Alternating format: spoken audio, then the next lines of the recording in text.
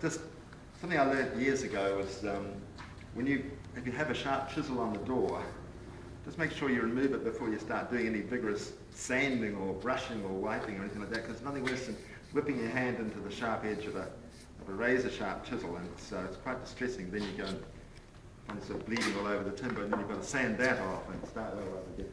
Anyway, so we're just going to remove that from here. The things you learn, you know,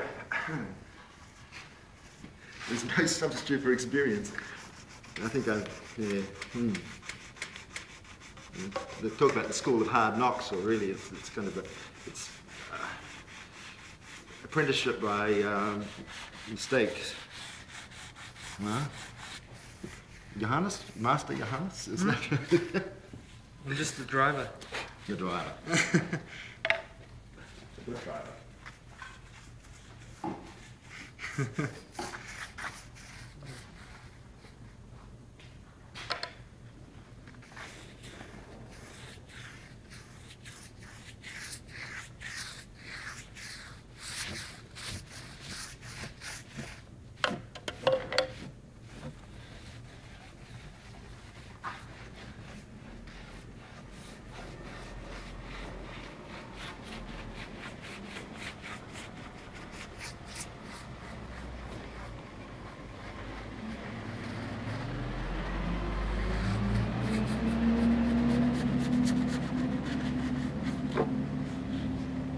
60 timber. This is good looking now. Especially now.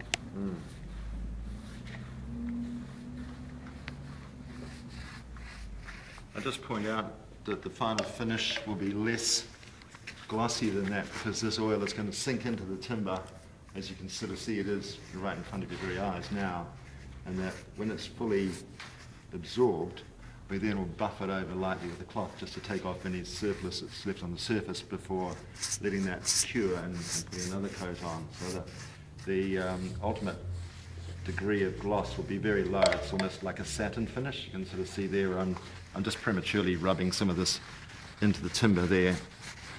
You see it's quite a satiny finish, and then as a final coat and for maintenance and care we use another product which you can buff up, and that gives a slightly higher sheen, but it really is, it's never glossy, so unless people really want a glossy door, we tend to sort of eschew that, and I think the timber can speak more naturally as it is.